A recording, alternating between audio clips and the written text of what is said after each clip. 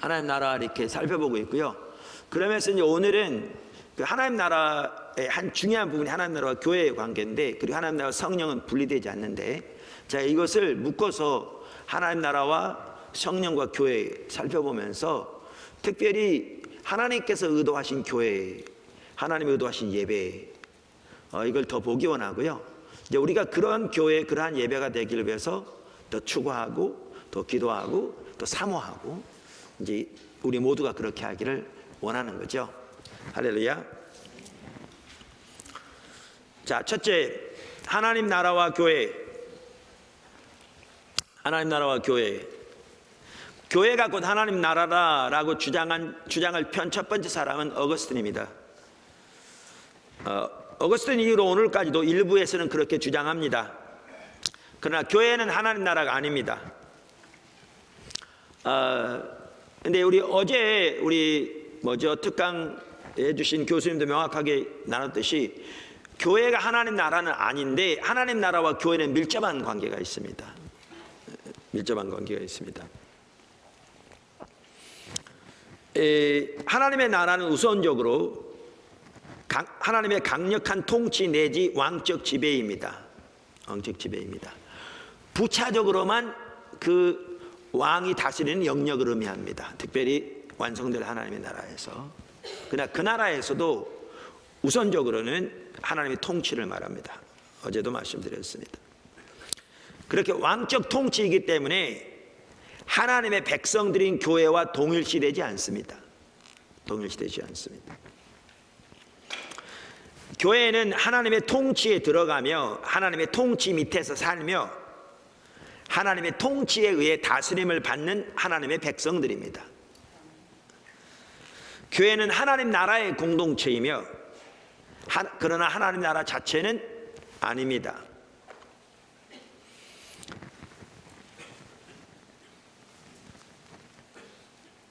자, 그래서 교회와 하나님 나라의 관계를 살펴보는데 제가 어제도 말씀드렸으면 이 부분에 있어서 정말 이렇게 귀한 책 중에 하나가 예수 하나님의 나라라는 책이거든요. 조지 앤 레디의. 최근에 다른 출판사에서 그걸 새롭게 번역해서 나왔는데 그 제목은 하나님의 나라더라고요. 지금 이 식당에 팔고 있는 그 책입니다. 그 책이 바로 그 책입니다. 그런데 거기에 보면 교회와 하나님 나라의 관계에 대해서 말하면 5가지로 잘 정리했더라고요. 제가 그래서 지금은 그분이 말한 것을 여기에 소제목들을 지금 이렇게 참조해서 말씀드리겠습니다. 첫째, 교회는 하나님 나라가 아닙니다. 말씀드린 대로. 신약 성경은 성도들을 하나님 나라와 동일시하지 않습니다. 그러니까 교회는 성도들이잖아요. 초대교회 성도들은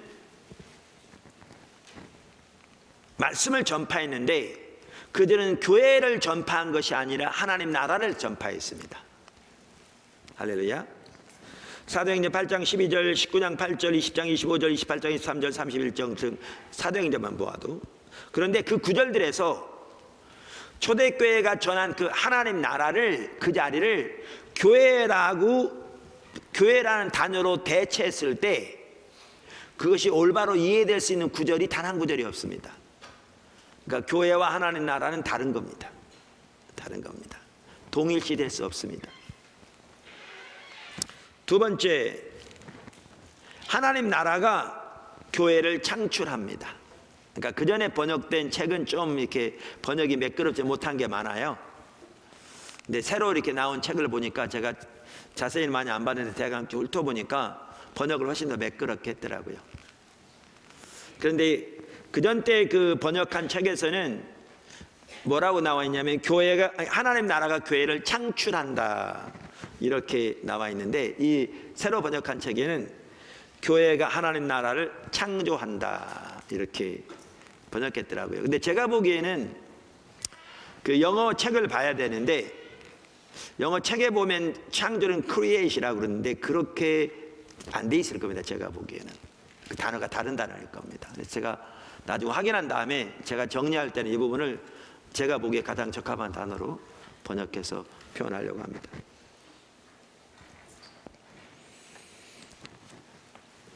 그러니까 예수님의 사명 속에서 현존하는 하나님의 강력한 통치가 사람들을 하나님과의 새로운 교제로 불러들였습니다. 그래서 하나님 나라가 현존하는 것은 이스라엘에게 약속된 구약의 메시아적 소망이 성취되었음을 의미합니다.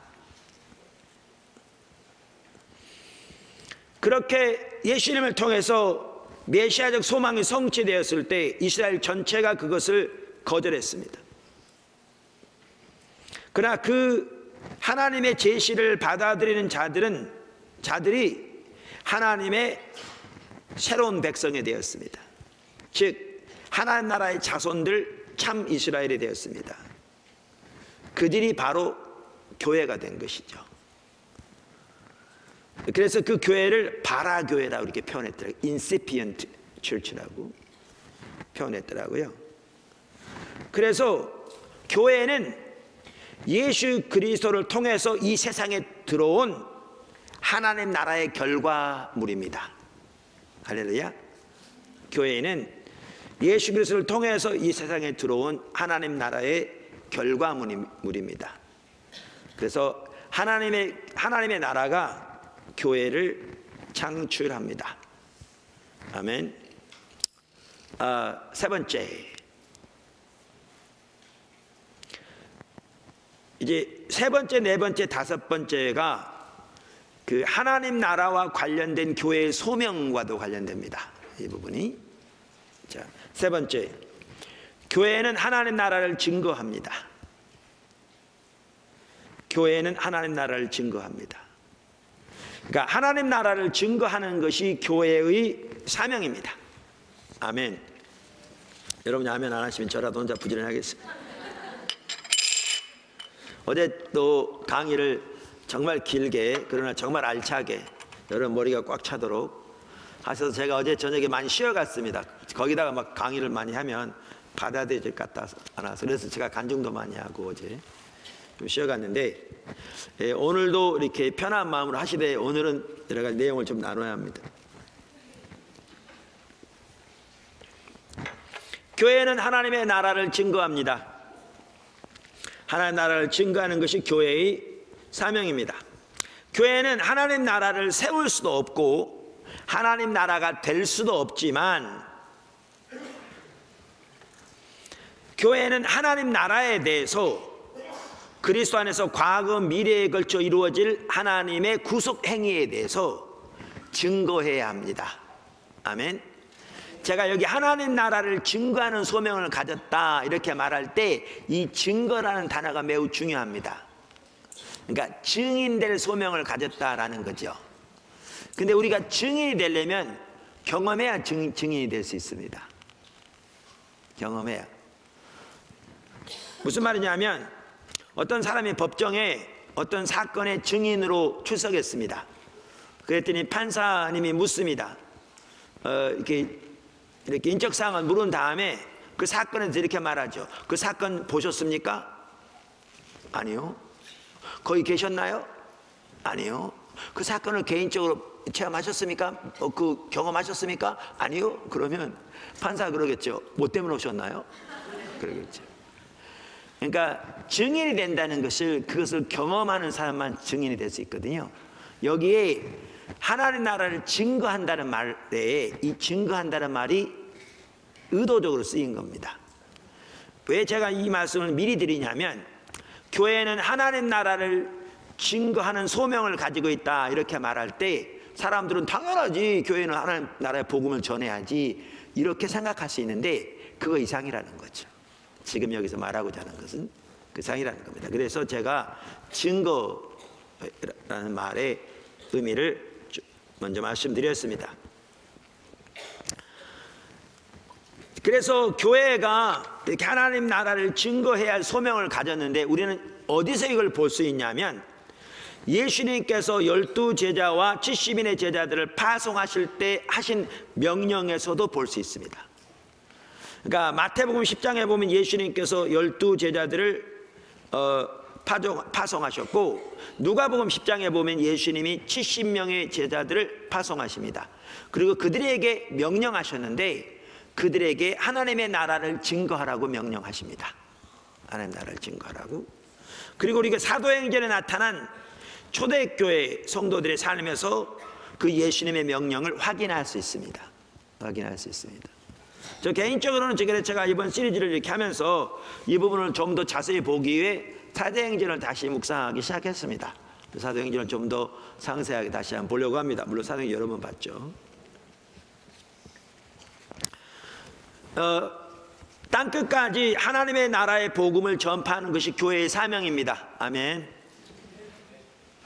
이스라엘은 더 이상 하나님 나라의 증거자가 아니며 교회가 그 자리를 대신합니다.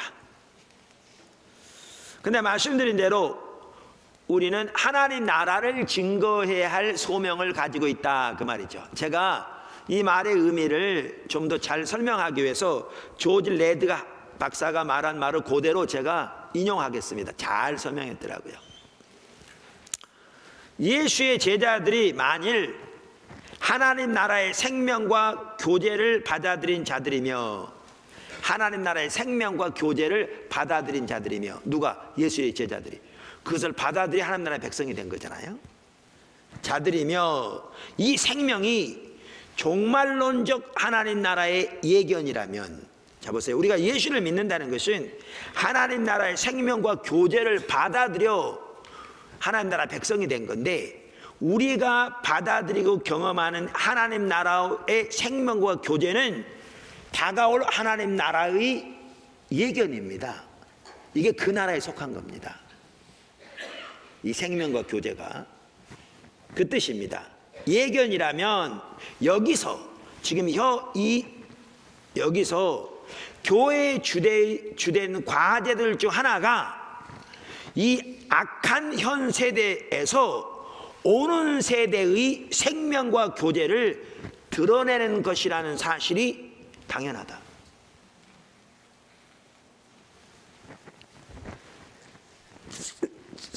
간단히 설명하면 이렇습니다. 우리가 예수님의 제자들이잖아요. 교회가 예수님의 제자들이에요.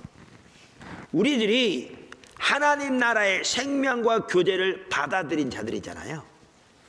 그런데 우리들이 지금 경험한 이 생명과 교제는 다가오는 그 종말론적인 하나님 나라의 예견입니다. 이게 그 나라에 속한 겁니다. 그것을 미리 맛본 거죠. 이미만 하나님의 나라. 이게 사실이라면 교회가 가지고 있는 주된 과제들 중에 하나는 이 현재 악한 세대 속에서 오는 세대, 그 오는 세대의 생명과 교제를 드러내야 할 소명을 가지게 된다고 말이죠. 증거해야 할.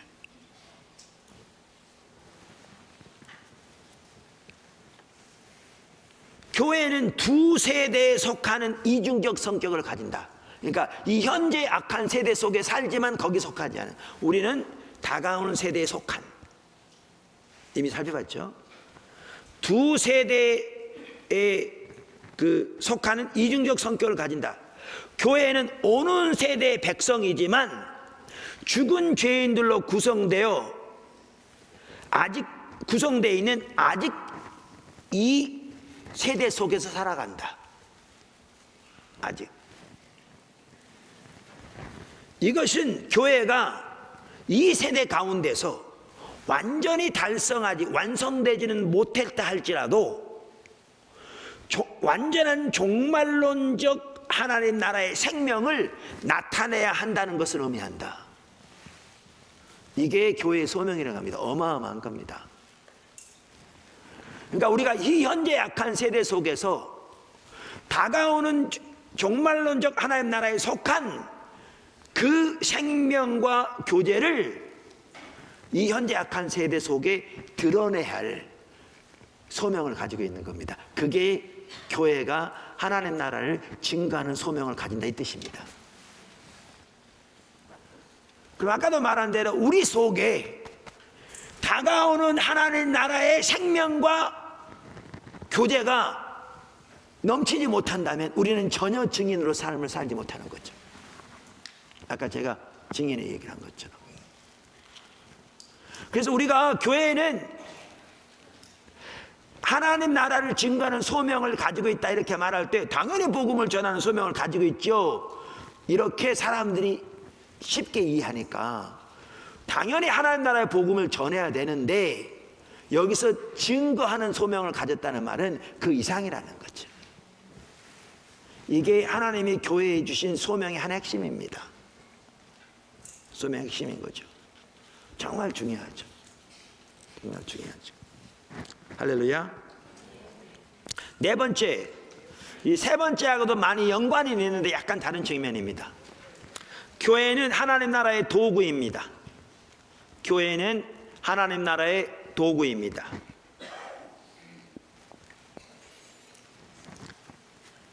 그러니까 예수님의 제자들은 하나님 나라의 현존에 관한 기쁜 소식을 선포했을 뿐 아니라 하나님 나라의 일들을 예수님이 감당하신 것처럼 동일하게 수행했습니다. 우리가 오전에 아마 살펴봤을 겁니다. 그런 점에서 교회는 하나님 나라의 도구입니다. 그러니까 예수님께서 이 땅에 오셔서 하나님 나라의 말씀을 전하시고 성령의 능력을 통한 전인적인 치유 사역을 통해서 하나님 나라가 확장되는 그 도구로 예수님께서 하나님께 쓰임 받으신 거잖아요. 하나님 나라가 그분의 삶과 사역을 통해 확장된 거잖아요. 그런데 하나님께서 예수님의 제자들 70명의 제자들 12명의 제자들을 보내시면서 동일한 사역을 감당하도록 말씀하셨잖아요. 이렇게 함으로써 예수님을 통해 하나님 나라가 확장된 것처럼 예수님의 제자들은 그들을 통해 하나님 나라가 확장되는 하나님 나라의 도구이다 그 말입니다. 이해되시죠? 그래서 교회는 하나님 나라의 도구입니다. 엄청난 내용입니다. 엄청난 내용입니다. 그래서 예수님의 제자들은 가서 12명의 제자들도 70명의 제자들도 하나님 나라를 전파하며 역시 병든 자들을 고치고 귀신들을 쫓아내므로써 하나님 나라가 확장되도록 하나님의 도구로 쓰임을 받았죠. 마태복음 10장 8절, 누가복음 10장 17절. 그런데 이 로리 존스 목사님, 죄송합니다. 조지 레드 박사는 이런 걸 잘 지적합니다. 예수님이 살아계셨을 때 12명의 제자들과 70명의 제자들은 이렇게 성령의 능력으로 하나님 나라의 도구로 하나님께 쓰임받되 그 능력은 예수님께로부터 위임된 능력이었다 그 말이죠. 아멘. 성경에 그게 나와 있거든요. 위임된 능력이었다. 다시 말하면 예수님이 살아계신 동안에는 예수님께서 특별히 위임한 자들만 그 위임된 능력으로 그 하나님 나라의 사역을 감당할 수 있었다 그 말입니다. 12제자들과 70인의 제자들처럼. 그러면서 그래서 이렇게 말합니다. 그분은 318쪽에 예수는 하나님 나라의 똑같은 메시지를 전하고 똑같은 축복을 가져다주며 똑같은 사역을 하도록 12제자와 70인의 제자를 파송했다.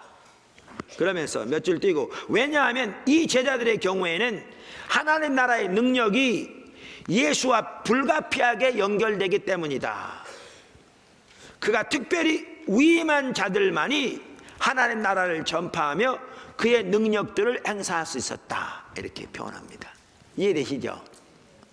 그런데 조지 레드 박사가 아주 중요한 것을 지적합니다. 그게 뭐냐면 부활절과 오순절 이후에는 이제 상황이 바뀌었다는 겁니다. 예수님이 십자가 못 박혀 돌아가시고 부활하신 후, 그리고 승천하셔서 성령을 교회 가운데 부어주신 후에는 상황이 바뀌었다는 거죠.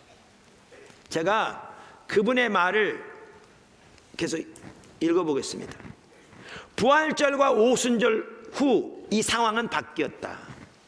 하나님 나라의 축복들과 능력들이 더 이상 이 역사적 인물과 장소에만 국한되지 않게 되었다. 이 역사적 인물이 누구죠? 예수님. 그러니까 예수님과 또 예수님이 계신 장소에만, 또 예수님이 보내신 그 장소에만 국한되지 않게 되었다는 거죠. 그러면서 예수가 이제 영광을 받고 성령 안에서 자기 백성들 중에 거하기 위해 돌아왔다. 그래서 임재 줄긋고 그러므로 오는 세대의 축복들의 현존. 여러분, 그리스도의 임재는요 오는 세대의 축복입니다. 그리고 그리스도의 임재와 아울러 오는 모든 오는 세대의 축복들이 그 그리스도의 임재와 같이 연결되어 있죠. 할렐루야. 그래서 그리스도의 임재 줄긋고 그러므로 오는 세대의 축복들의 현존, 그것은 이제 시간과 공간에 제약되지 않고 모든 신자들에게 가능하게 되었다. 예수님이 살아계셨을 때 예수님이 12제자들을 버리고 70인의 제자들을 보내셔서 예수님이 감당하신 하나님 나라의 사역을 동일한 성격의 사역을 동일한 방법으로 감당하게 하셨는데, 그래서 하나님 나라의 도구로 그들이 쓰임받게 되었는데, 하나님 나라가 확장되는 그 당시에는 예수님이 그들에게 고난을 위임해 주신 자들만이 그 위임된 고난과 능력을 가지고 그 사역을 감당했는데, 오순절 이후에는 상황이 바뀌어서 예수님이 승천하신 다음에 성령 안에서 우리에게 다시 돌아오셔서 이제는 모든 성도들이 그 사역을 감당하게 되었다는 거죠. 모든 성도들이. 그러면서 계속해서 이렇게 얘기합니다. 그 다음 페이지에서 만일 하나님 나라의 능력들의 경험이, 이것은 오는 세대의 축복이다 줄긋고, 부활절과 오순절 때문에 모든 시간적 공간적 제약을 넘어서게 되었다면 그것은 또한 이 사실로 인해 새로운 차원의 깊은 의미를 갖게 된다. 그러니까 새로운 차원의 깊은 의미를 갖게 되는데, 그럼 어떤 새로운 차원인가 계속 읽어보겠습니다. 오순절 전에 하나님 나라의 생명과 축복들은 역사적 예수와의 교제 속에서 체험되었다. 역사적 인물 예수님과의 교제 속에서 체험되었죠. 그런데 오순절 후 그것들은 뭘 통해 되어지느냐? 성령을 통한 그리스도의 내재로 체험되었다. 예수님이 살아계셨을 때 하나님 나라의 축복들은 예수님과의 교제를 통해 우리가 경험하게 되었는데, 이제 예수님이 승천하시고 성령 안에서 우리에게 다시 찾아오신 이후에는 이제 어떻게 우리가 그것을 경험하게 되었는가? 성령을 통한 그리스도의 내재를 통해서 경험하게 되었다. 할렐루야. 그래서 이것들은 다 오는 세대의 축복들이다. 우리는 예수의 사역에서 하나님 나라의 축복들이 죄사함과 교제, 특별히 예수와의 식탁 교제라는 걸 살펴보았다. 다른 쪽에서 오순절 후 이 식탁 교제가 새로운 형태로 계속되었다. 모든 곳에 있는 신자들이 식탁에 서로 모여 성령 안에서 그리스도의 임재를 간구했다. 할렐루야. 고린도전서 16장 22절에 아람어 기도 마라나타는 그리스도의 재림을 위한 기도일 뿐 아니라 그리스도인의 교제 속에서 지금 교회를 찾아오시기를 간구하는 기도이다. 설명을 할게요. 아까 새로운 차원을 맞이하게 되었다 그랬는데, 그 새로운 차원이 뭐냐? 이제는 예수님과의 교제를, 그러니까 예수님은 부활을 승천하셨으니까요. 그분과 육신적인 교제는 오늘날 더 이상 가능하지 않죠. 물론 부활하신 예수님이 특별한 경우를 찾아오실 경우에 짧은 기간 동안 가능할지 모르겠지만, 그런데 예수님이 승천하셔서 성령을 보내셨는데, 다른 말로 표현하면 성령 안에서 우리에게 내재하시는 거잖아요, 예수님이. 그래서 이 사역이 이제는 성령 안에서 우리 안에 내재하시는 그리스도의 임재와 관련되게 되었다는 거예요. 이 사역이. 그래서 성도들이 이 하나님 나라의 교제와 축복을 성령 안에서 내재하시는 그리스도의 임재를 통해서 경험하게 되었다는 거예요. 장소를 초월해서 모든 기독교인들이 오순절 이후에는. 그래서 식탁 교제만 하더라도 예수님께서 제자들과 함께 식탁 교제를 통해서 축복들이 많이 나눠졌는데, 오순절 이후에는 교회가 모일 때마다 식탁 교제가 있었잖아요. 초대교회는 성찬식과 만찬이 분리되지 않았습니다. 식탁 교제가 있었는데, 이 학자의 얘기는 고린도서 15장 16장 22절에 보면 마라나타라는 기도가 나옵니다. 이게 또 아람어입니다. 마라나타, 아멘 주 예수의 오시옵소서. 그런데 이 마라나타는 조지 레드에 의하면 그리스도의 재림을 구하는 기도이기도 하지만 재림을 위한 기도일 뿐만 아니라 그리스도의 교제 가운데 지금 주님이 그곳에 임재해 주시기를 구하는 기도였다는 거죠. 이게 어디 나오냐면 디다체라는 교훈서 10장 6절에 나온 얘기입니다. 무슨 말이냐면 이 하나님 나라의 축복과 교제가 성령을 통한 그리스도의 내재로 이루어지기 때문에 초대교회는 모여서 마라나타라는 기도를 드릴 때 주님의 재림을 구하는 기도이겠지만 그 자리에 성령을 통해 그리스도께서 그것에 임재해 주시기를 구하는 기도였다는 거죠. 왜? 그걸 통해 하나님의 축복과 하나님 나라의 축복과 하나님 나라의 교제가 경험되어지기 때문에. 그래서 하나님 나라의 교회가 하나님 나라의 도구가 되었다는 말은 이제 예수님 당시에 70명, 그러니까 12제자들을 통해서 70명의 제자들을 통해서 예수님이 하셨던 사역과 동일한 사역을 그들이 감당함으로 하나님 나라가 확장되게 되었다면 이제 신약의 모든 교회는 성령 안에서 성령을 통해 그 사역을 감당하게 된다 그 말이죠. 이게 교회는 하나님 나라의 도구이다 말의 의미입니다. 엄청난 내용이죠. 엄청난 내용이죠. 다섯 번째, 교회는 하나님 나라의 관리자다 이렇게 말합니다. 아까 말한 새로 번역한 책에 보니까요, 이거를 교회는 하나님 나라의 수호자다 이렇게 표현했더라고요. 근데 영어는 카스토디안이라는 말인데 제가 보기엔 관리자란 말이 더 좋습니다. 관리자란 말이 더 좋아요.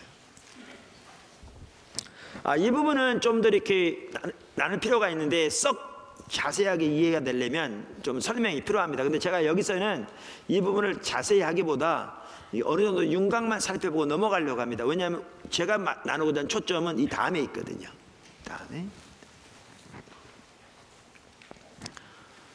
랍비들은 이스라엘을 하나님 나라의 관리자로 생각했습니다. 그들은 하나님의 통치는 율법을 통해서만 경험될 수 있고 또 이스라엘은 율법의 관리자였기 때문에 이스라엘이 실질적으로 하나님 나라의 관리자라고 믿었습니다. 그러나 교회가 예수님 안에서 이 세상에 임한 하나님 나라의 관리자입니다. 오늘날 할렐루야. 조지 레드 박사는 이걸 이렇게 얘기합니다. 예수 안에서 하나님의 통치가 새로운 구속 사건을 통하여 나타났고 역사 속에서 예기치 못한 방법으로 종말론적 하나님 나라의 권능들을 드러냈다. 이스라엘 전체가 이러한 구속 사건의 선포를 거절했으나 그것을 받아들인 자들은 하나님 나라의 참 자손들이 되며 하나님 나라의 축복과 능력을 누리게 되었다. 이 예수의 제자들, 즉 그의 교회가 이제 이스라엘을 대신하여 그래서 하나님 나라의 관리자가 되었다 이렇게 말합니다. 근데 이 교회는 하나님 나라를 증거할 소명을 가질 뿐만 아니라 이 현재 악한 세대 가운데서 하나님 나라를 확장하는 혹은 하나님 나라를 세워가는 도구일 뿐 아니라 관리자란 말은 무슨 말인가? 그 관리자란 말은 천국 열쇠에 관한 구절에서도 볼 수 있다 그 말이죠. 그걸 잘 볼 수 있는 구절이 그게 마태복음 16장 16절에서 20절인데요. 한번 보실래요? 예수님께서 십자가 못 박혀 돌아가시 한 6개월 전부터 제자들을 집중적으로 가이사랴 빌립보에서 훈련시키셨어요. 이때 있었던 일입니다.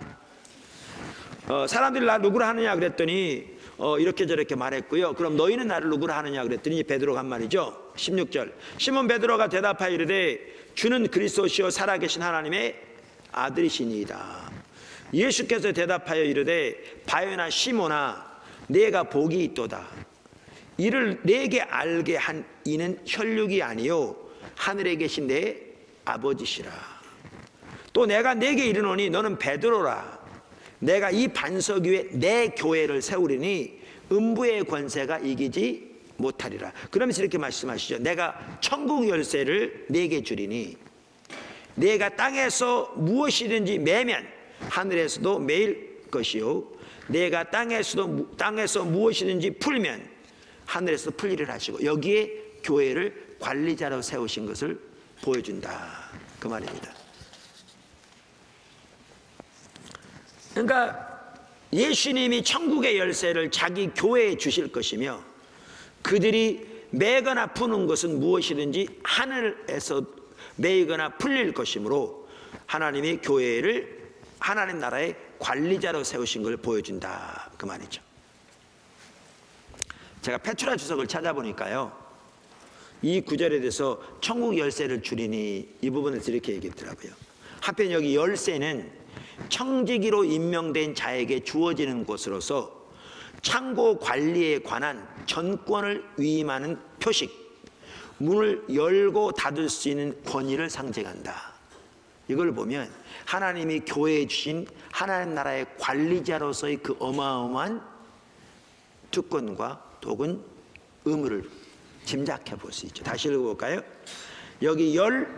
한편 여기 열쇠는 청지기로 임명된 자에게 주어지는 것으로서 창고 관리에 대한 전권을 위임하는 표식, 문 열고 닫을 수 있는 권위를 상징한다.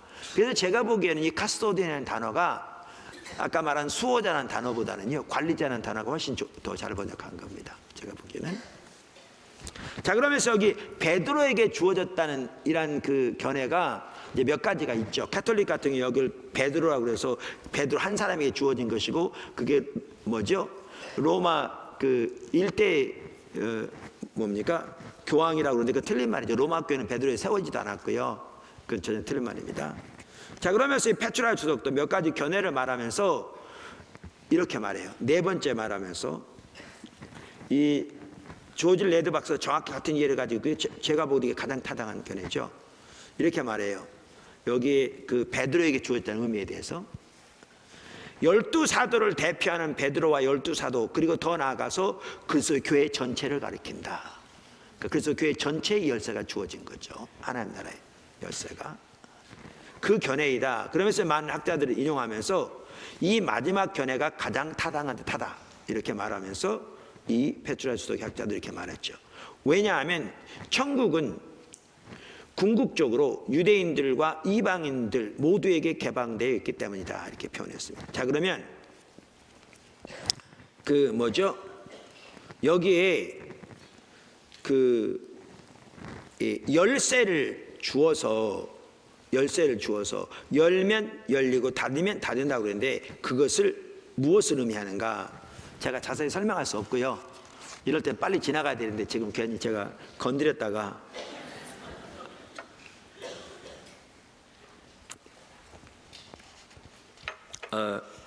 지금 땀을 뻘뻘 흘리고 있습니다. 빨리 마무리하려고. 제가 이 조지 레드 박사의 말, 그 다음에 페트라 주석에 나온 말을 몇 개를 인용하고 설명함으로 제가 설명하는 것보다 더 잘 이해가 될 수 있을 것 같아서 이 부분을 보고 넘어가려고 합니다. 뭐냐면 언급은 했는데 어느 정도 설명은 돼야 되잖아요. 그죠? 그리고 이것을 올바로 이해한다면 하나님이 교회에 주신 권한이 얼마나 큰가를 보겠더라고요. 어마어마하죠. 사실은 하나님 나라와 관련해서도 그렇고. 자, 먼저 조지 레드 박사의 얘기입니다. 성경의 용어에서 지식은 지적 인식 이상을 갖는다. 이건 다 아는 내용이잖아요. 지식은 계시로 인한 영적 소유이며, 하나님께서 계시해 줘서 우리가 깨닫고 아는 것을 말하는 거죠. 영적 소유이며, 베드로에게 위임된 권한은 계시, 즉 12제자와 함께 가지고 있는 영적인 지식에 근거한다. 예수님을 아는 그 하나님이 주신 지식, 계시. 예수님은 하나님의 아들 메시아를 본 그 지식. 그러므로 천국의 열쇠는 베드로가 자신이 통과한 계시의 문을 통해서 다른 사람들을 인도해 드릴 수 있는 영적인 통찰력이다. 구원의 길. 이해하시죠? 예. 이 토대 위에 교회가 세워지는 거죠. 그러면서 매고 푸는 권한은 사람들을 하나님 나라의 영역에 받아들이거나 금지시키는 것을 포함한다. 그리스도는 예수가 메시아 되심을 하나님의 계시로 아는 자들과 베드로 위에 자기 교회를 세우실 것이다. 내가 내 교회를, 예수님이 교회를 세우실 텐데 어디에 세우실 건가? 예수님이 메시아 되심을 하나님의 계시로 아는 자들 위에 세우실 거라고 말이죠. 그 신앙 고백 위에. 할렐루야. 그래서 이 반석은 그 신앙 고백을 의미하는 거죠. 그리고 그것은 하나님의 계시해 주셔야 하는 거죠. 동일한 얘기죠.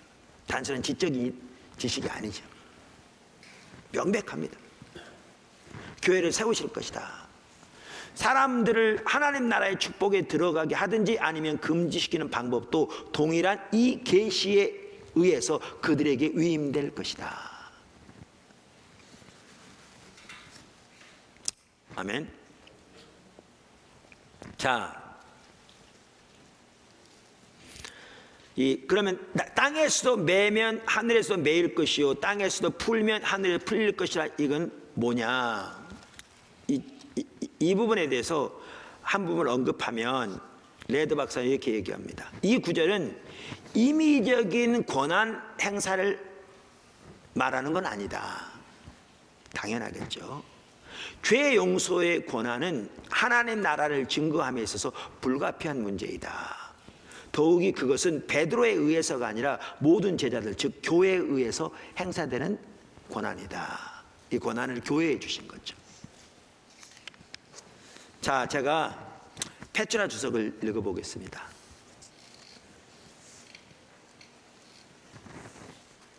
천국의 열쇠에 대한 부분인데, 이와 더불어 천국의 열쇠가 매고 풀 수 있는 통제권이 따르는 것으로 보아 공개적이고도 심각한 범죄를 범한 자에게 교회를 통한 천국의 축복을 금할 수 있는 치리 및 입법 통제권을 의미한다고 볼 수 있다. 이게 관리자로서의 권한이 엄청난 내용이죠. 엄청난 내용이죠. 물론 이제 캐톨릭 교회가 이걸 남용해 왔죠. 엑스커뮤니케이션이라고 해서 교회에서 제명시키면 구원을 잃는.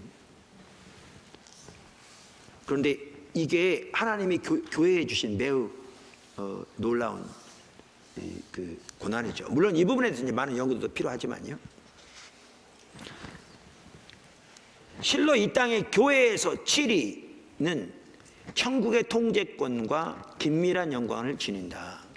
이로써 원소유자이신 예수께서 인간에게 위탁하신 천국의 열쇠는 사도들을 위시한 이 땅의 모든 교회들이 하나님의 인정과 함께 자신들의 사역을 수행하고 그 권위를 세우는 데서 필수적인 것이 되었다. 이렇게 말하고 있습니다. 또 읽어보겠습니다. 역시 페트라 주석. 한편 메시아적 종말론적 백성인 교회가 천국의 열쇠 곧 매고 푸는 일을 감당해야 한다면 그 일의 하나는 앞에 언급한 대로 진리 선포와 사도적 권위에 의한 권위와 권면 이외에 신앙 고백으로 교회를 구성하는 사람들에 대한 권징일 것이다. 권징도 포함된다 그 말이죠.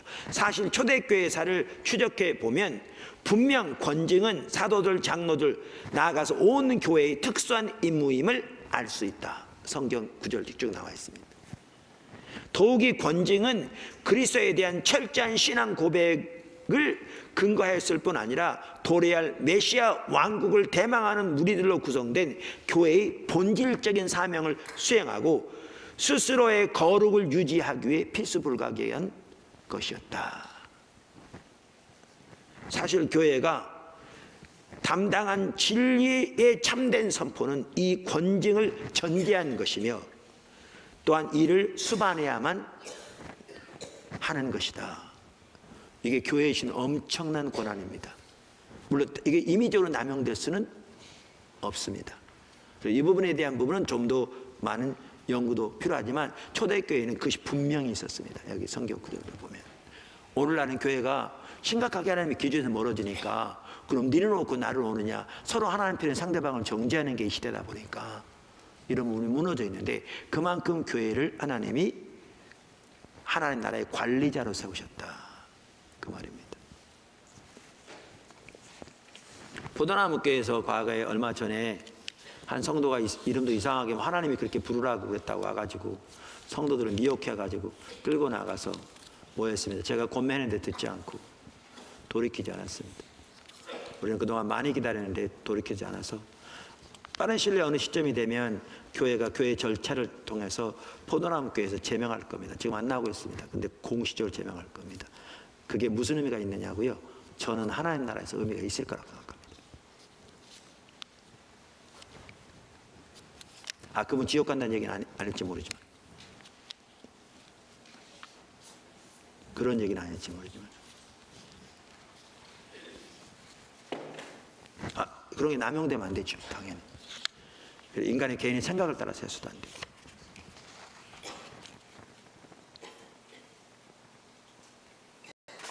자, 이제 제가 교회와 하나님 나라의 관계를 살펴봤고요. 이 부분은 오늘 이제 살펴볼 이 부분에서 매우 중요하고요. 내일 살펴볼 하나님 나라의 영적 전쟁에서도 이 교회와 하나님 나라의 관계를 올바로 이해하는 게 매우 중요합니다. 자, 이제 큰 두 번째입니다. 하나님 나라와 성령과 교회. 하나님 나라와 성령과 교회. 아멘. 자, 작은 첫 번째. 우선 성령과 하나님 나라. 성령과 하나님 나라는 밀접한 관계를 가지고 있습니다. 그러니까 예수님과 하나님 나라가 분리될 수 없습니다. 그래서 예수 하나님 나라는 책도 있잖아요. 마찬가지로 성령님과 하나님 나라가 분리될 수 없습니다. 성령과 하나님 나라는 밀접한 관계를 가지고 있습니다. 그래서 누가복음 12장 31절과 11장 13절이 같은 것을 의미한다고 학자들이 얘기합니다. 12장 31절이 무슨 구절인데 이렇게 돼 있어요. 다만 너희는 그의 나라를 구하라. 그러니까 그분의 나라, 하나님의 나라를 구하라는 말이죠. 그리하면 이런 것들을 너희에게 더하시리라. 그러면서 적은 무리여 무서워 말라. 너희 아버지께서 그 나라를 너희에게 주시기를 기뻐하시느니라. 하늘에 계신 아버지께서 우리에게 뭘 주시기를 기뻐하신다고요? 하나님의 나라를 주시기를 기뻐하신다고요. 기뻐하신다고요.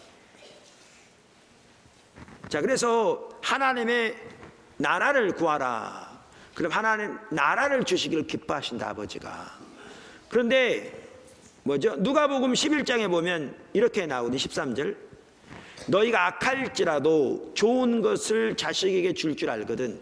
하물며 너희 하늘 아버지께서 구하는 자에게 성령을 주시지 않겠느냐.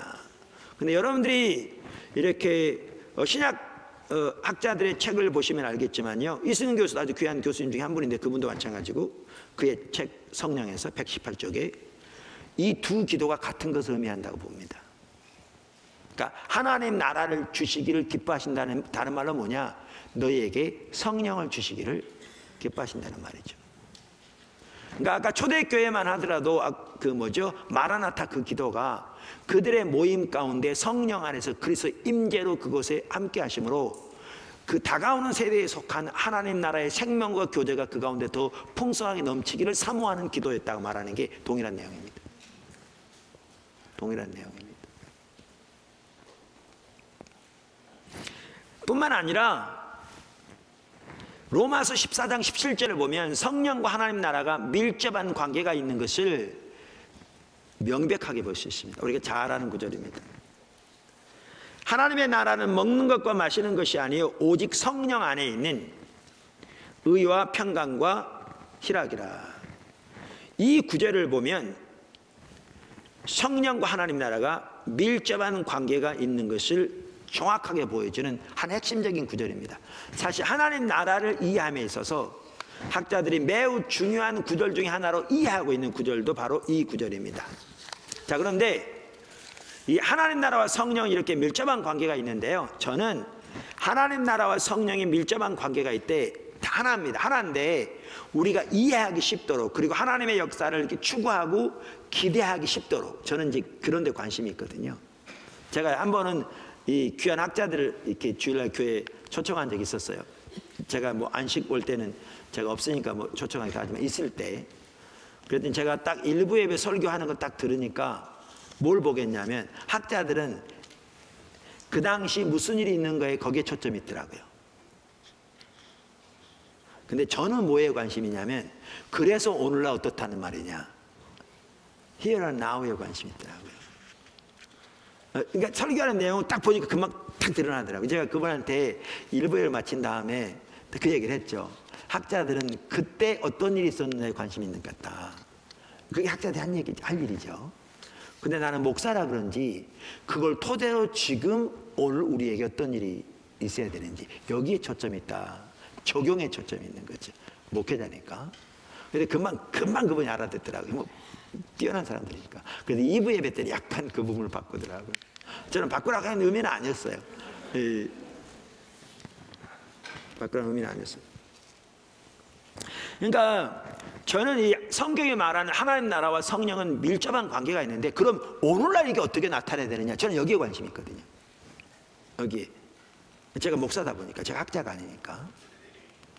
학자라면 성령과 하나님 밀접한 관계가 있다, 이제 이 팩트만 강조하면 되는데, 이게 이 성경적인 근거만 되면 되는데, 저는 목사다 보니까 그래서 그럼 이게 어떻게 적용된단 말이에요. 이제 여기에 관심이 있는 거죠. 여기에. 그러니까 여기에 초점이 있다 보니까 성령과 하나님의 나라는 분리할 수 없는 하나인데 거기에 두 가지 면이 있는 걸 볼 수 있어요. 왜 이걸 두 가지 면을 나눠서 살펴보느냐 하면, 말씀드린 대로 우리가 성령과 하나님 나라 관계를 더 잘 이해하고 우리 삶 속에서 어떻게 그것을 기대할 것인가, 그리고 어떻게 그것이 우리 삶 속에 실현되도록 더 추구할 것인가, 이것을 보기 위해서 나누는 것뿐이에요. 성경에 나눠져 있지 않아요. 나눠지지 않은데 성경이 이 두 가지 면이 있는 걸 볼 수 있다고. 전체적으로 그 두 가지 면이 뭐냐 하면, 하나는 성령과 하나님의 임재입니다. 성령과 하나님의 임재. 그러니까 죄송합니다, 다시 말합니다.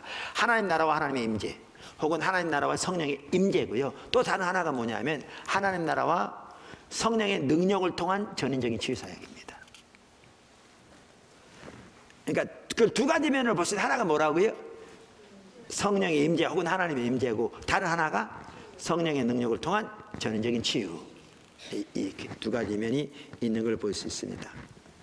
자, 그래서 사실은 그리고 이 두 가지 면도 서로 밀접하게 관련되어 있습니다. 밀접하게 관련되어 있는데 저는 이 두 가지 면을 분리해서 이해하면 훨씬 더 이렇게 전체적인 그림을 볼 수 있고 우리가 어떻게 그 하나님의 역사를 사모할 것인지를 볼 수 있다고 믿습니다. 할렐루야. 자, 그래서 저는 그걸 나눠서 설명합니다. 나눠서 작은 두 번째, 하나님의 임재 혹은 성령의 임재입니다. 그러니까 성령과 하나님의 나라는 밀접한 관계를 가지고 있는데 그 한 부분이 하나님 나라와 하나님의 임재 혹은 성령의 임재입니다. 성령의 임재입니다. 그것을 가장 잘 보여주는 구절이 아까 읽었던 그 로마서 14장 17절입니다. 그 로마서 14장 17절은 현존하는 하나님 나라에 대해서 말하거든요. 그 분명합니다. 그런데 그 현존하는 하나님 나라와 뭐가 밀접한 관계가 있는 걸 보여주냐면 성령의 임재가 밀접한 관계가 있는 걸 보여주는 구절이 바로 그 구절입니다. 그래서 이 구절이 하나님 나라를 연구하는 매우 중요한 구절인 겁니다. 학자들에게는 이 구절이. 그래서 제임스 던 같은 학자도요, 뭐라고 그랬냐면 성령이 하나님 나라의 현시이다 이렇게 표현했고요. 다른 말로 성령의 현시가 하나님 나라의 현시이다 그랬습니다. 여러분, 하나님 나라가 우리에게 임하기를 위해서 기도한다. 제가 이렇게 이런 부분을 살펴본다고 해도 무슨 얘기냐? 하나님의 임재가 우리 가운데 함께하는 게 핵심입니다. 왜냐하면 하나님의 임재가 곧 하나님의 나라예요. 하나님의 임재는 성령을 통해 이루어지는 거죠. 그러니까 성령의 임재가 하나님의 나라고 하나님의 임재가 하나님의 나라라는 임한 그 현실이라니까요. 그러니까 우리 하나님 나라를 구하는데 하나님의 통치인데 그게 어떤 형태로 우리에게 오는가? 하나님의 임재를 통해서 와요. 성령의 임재를 통해서 온다니까요. 매우 중요한 이해죠. 매우 중요한 이해죠. 그래서 이런 구절들이 그걸 보여주니까 제임스도 엄만 하더라 아까 말한 대로 성령이 하나님 나라의 현실이다. 다른 말로 성령의 현실가 하나님 나라의 현실이다. 현실한 말 프레젠스라고 해야 되거든요. 성령의 임재가 하나님 나라의 임재이다 이 뜻이죠. 조영모 교수도 그분도 우리 아이하우드 마셜이라고요. 아주 유명한 그 신약학자죠. 영국에. 그분 밑에서 성령과 하나님 나라는 제목으로 박사학위를 받은 분이거든요. 그분도 그분의 책에서 그렇게 말하죠. 바울은 현재적 왕국을 성령의 임재와 관련시킨다. 이걸 명확하게 보여주거든요. 현재적 하나님의 나라를, 현존의 하나님의 나라를, 하나님의 왕국을 성령의 임재와 관련시킨다. 연관시킨다. 할렐루야.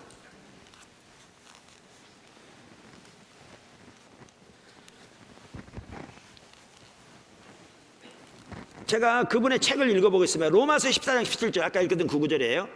17절은 바울이 성령과 관련지어 하나님 나라를 언급하는 아주 중요한 본문이다. 그러면서 이 구절은 성령이 인간의 현재적 삶 안에서 여러 가지 축복들을 창출하는 하나님 나라의 강력한 원천이며 이것은 또한 하나님 나라의 미래적 삶과도 어울리는 것으로 설명한다.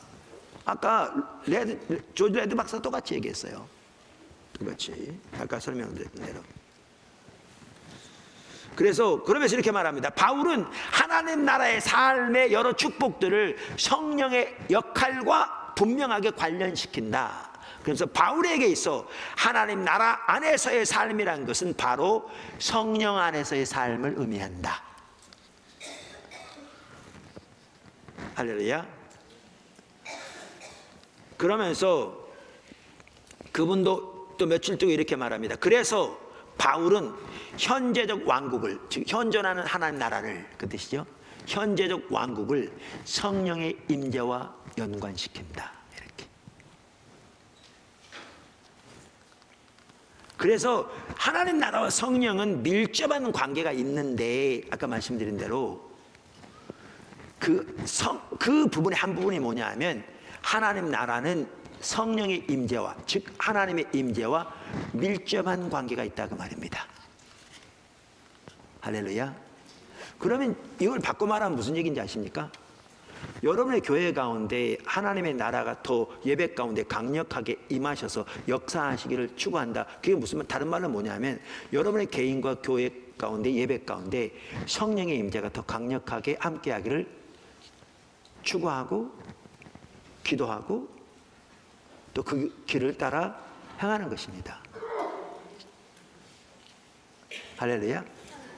아까 말씀드린 대로 너희 하늘에 계신 아버지께서 너희에게 하나님 나라를 주시기를 기뻐했는다는 학자들은 그걸 다른 말로 성령을 주시기를 기뻐한다. 그 말과 같은 뜻이라고 말하잖아요. 다 연결됩니다. 이게 한두 사람이 하는 얘기가 아닙니다. 학자들이. 그런 의미에서 매우 중요합니다. 제가 그래서 가끔 이렇게 주일날 어떨 때는 우리 주일 예배 시간에 오히려 컨퍼런스 때 못지않은 하나님의 이번에도 참 함께 하시잖아요. 강력한 임재가 이렇게 함께 하는데 이 얘기는 뭐냐면 지금 하나님의 임재가 여기 함께 하고 계시다는 거잖아요. 다시 말하면 이게 모르면 자세, 하나님 나라가 지금 여기 역사하고 계시다는 거예요. 그게 하나님의 나라가. 근데 제가 이렇게 표현했던 게 그거죠. 하나님이 강력하게 여기 와서 임재하고 계시고 운행하고 계신데 제가 그 강력한 무기를 가지고 어떻게 쓸지를 모르는 어린아이처럼 제가 어떻게 할지 모르겠다 그 얘기죠. 어쩌면 우리의 예배를 2시간 반씩이나 드리는데 그렇지 않아도 우리 긴데 그 예배 시간도 없애버리고 달 시간이 좋습니다. 우리 자유롭게 주님을 환영합시다. 그러면 더 엄청난 일이 날 텐데 그렇게 할 수는 없는 거고.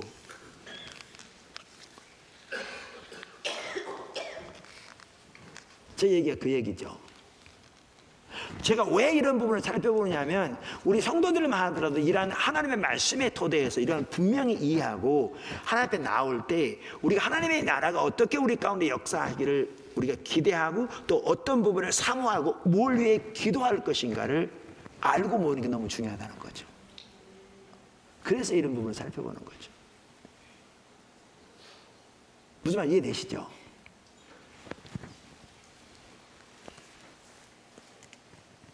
사실 성령과 하나님의 임재는요 밀접한 관계가 있습니다. 처음부터. 사실 성령이 하나님의 임재를 우리 가운데 실현시킵니다. 구약에서부터 그랬습니다. 그래서 여러분 시편 139편 7절에 보면 이거 사도 바울의 죄송합니다. 웬 사도 바울 다윗의 그 기도인데 이렇게 말하잖아요. 내가 주의 영을 떠나 어디로 가며 주의 앞에서 어디로 피하리까. 그러니까 제가 때로는 입이 닳도록 말씀드리는 것 중에 하나가 시편의 문학적 특징 중에 한 핵심이 평행법이라고 그랬잖아요. 영어로 패럴렐리즘 그러는데 한국말로 평행법이라고 그러더라고요. 저는 신학을 한국에서 안 해서요 신학적인 용어로 한국말 잘 몰라요. 이렇게 나중에 들은 거 외에는. 그렇다고 영어로 잘 안 것도 아닌데 신학을 미국에서만 해가지고 한국 잘 몰라요. 패럴렐리즘이라고 그러거든요. 그러니까 근데 이게 뭐만 이거예요. 내가 주의 영을 떠나 어디로 가게 한 문장이잖아요. 그 다음에 주의 앞에서 어디로 피하리까 이게 같은 뜻을 의미하는 거예요. 지금 두 문장이 평행처럼 가는데 이게 같은 의미를 가져요. 그래서 보다 풍성하게 표현하는 거죠. 그럼 여기 보세요. 주의 영을 떠나 성령을 가리켜 어디로 가며 주의 앞에서 우리말에 주의 앞에서 그러니까 이게 좀 그런데 이 주의 앞에서란 말이 무슨 말이냐면 여러분 영어 성경들을 보세요. 다 그렇게 번역했었는데 주의 임재를 떠나 이 뜻이에요. 어디로 가오리까. 여기 보아도 뭘 할 수 있냐면 하나님의 임재가 우리 가운데 실현되는 게 무엇을 통해 되어지는가? 성령을 통해 되어지는 거예요. 성령을 통해.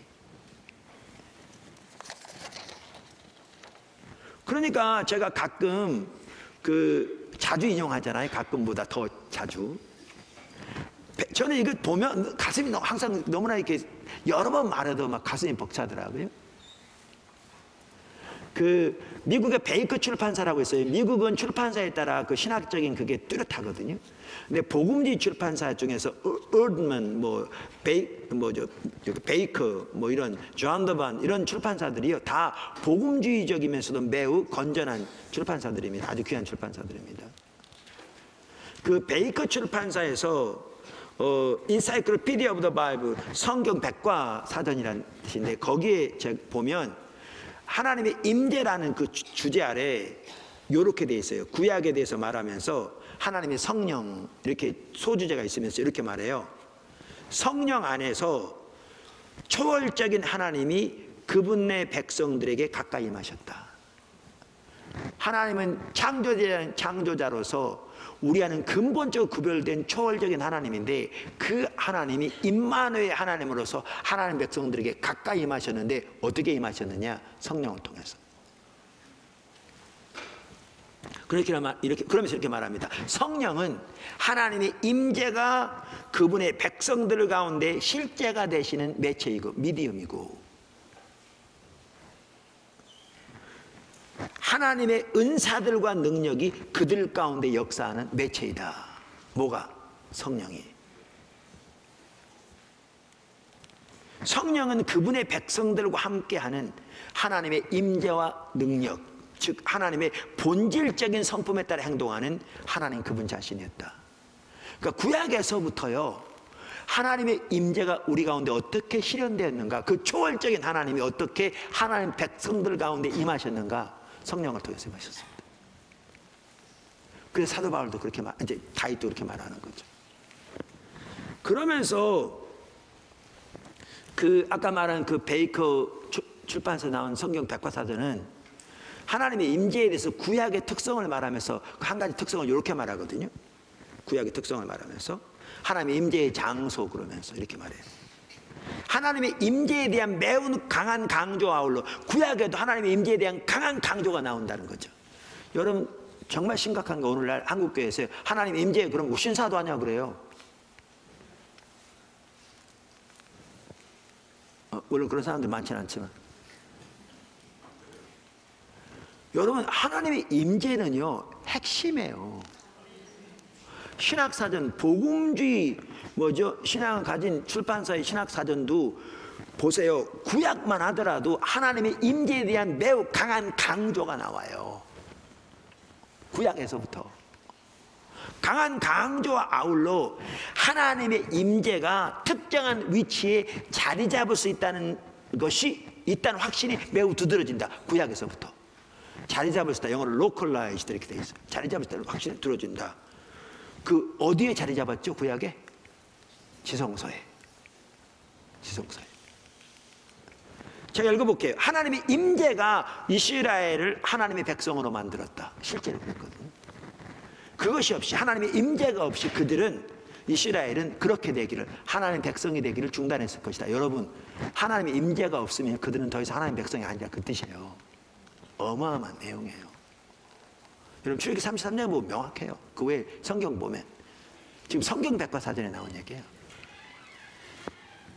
그러면서 성막은 하나님께서 그분의 백성들과 만나는 회막이었다. 명확하거든요. 성경 구절을 얘기했지만 하나님의 언약궤는 하나님께서 스납들 위에 좌정해 계시는 곳이었다. 언약궤가 하나님의 임재를 보증했다. 이와 같이 매우 강한 하나님의 임재에 대한 강조와 아울러 하나님의 임재가 특정한 위치에 자리 잡을 수 있다는 것이 강조되어 있다는 거예요. 지성소에.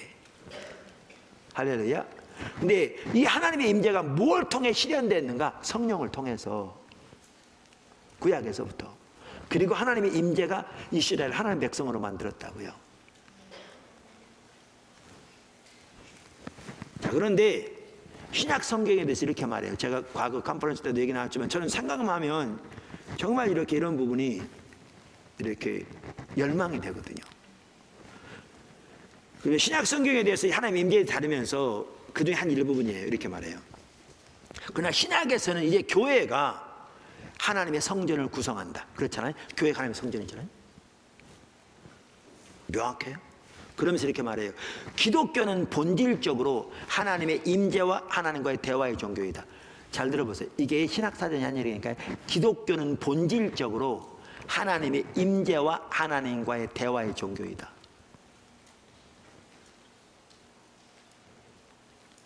근데 이 한 부분만 하더라도 오늘날은 심각하게 옆으로 가버렸잖아요. 하나님의 임재라는 용어 자체가 낯서는 시대가 돼버렸으니까. 다시로 기독교는 본질적으로 하나님의 임재와 하나님과의 대화의 종교이다. 그러면 이래요. 그래서 몸, 교회죠. 소위 산돌들로 이루어진 영적인 성전은 하나님의 임재와 영광의 창고이고 디파지토리이고 창고이고 구약시대의 성전보다 무한정 더 위대하다. 신약의 교회가 하나님이 의도하신 교회가 어떤 교회인 줄 아세요? 성전이 되었다고 그랬잖아요. 하나님이 의도하신 교회가 구약의 지성소보다 무한정 더 위대한 하나님의 임재와 영광의 창고가 하나님이 의도하신 교회예요. 이게 성경이 말하는 교회라니까요. 근데 이 하나님의 임재를 우리 가운데 실현시키는 것이 누가 그렇게 하시는가? 성령께서 하시는 거죠. 그러면 하나님의 나라는 뭐와 밀접한 관계가 있는가? 하나님 나라와 성령은 분리되지 않는데 하나님 나라와 성령 중 한 부분이 뭐냐면 하나님 나라의 프레젠스는 성령의 임재라는 거예요. 성령의 임재가 하나님 나라의 임재라는 거죠. 성령의 임재를 통해 하나님 나라가 우리에게 임하고 성취된다는 거죠. 그리고 하나님이 의도하신 신약의 교회는 이렇게 하나님의 성령의 임재가 우리 가운데 풍성한 그것이 하나님이 의도하신 신약의 교회라는 거죠. 우리는 신약의 교회는 하나님의 성전이다, 성전이다 이런 교리는 잘 알아요. 근데 그 교리가 의미하는 바가 이건데, 그래서 저는 이렇다고요. 어제 저녁에도 보면 이렇게 끝나고 우리 기도했잖아요. 이렇게 39세 이상 이렇게 나와서 좋은 시간이었죠. 어제 이렇게 찬양할 때부터 제가 나누는데 하나님께서 우리 다음 세대들에서 정말 하나님 그런 마음을 더 이렇게 붓고 계시고 그래서 그랬는데, 사실 제가 이렇게 서서 이렇게 같이 기도하고 있을 때 하나님 저에게 그런 마음을 주셨어요. 그래서 제가 그렇게 초청했어요. 어제 저녁에. 제가 제 생각대로 한 게 아니고요. 하나님께서 저에게 그런 마음 주셨어요. 그래가지고 주의 종으로 지금 부르시는데 그 부르심에 응답할 사람, 복음의 사역. 어제 제가 보니까 10명 이상 나온 것 같은데요. 앞에서 보니까 뒤에 있는 분 어떤지 모르지만 그 한 분 한 분의 삶 속에 강력하게 역사하시더라고요. 제가 보면서 그 하나만 하나도 어마어마한 일이었어요, 어제요.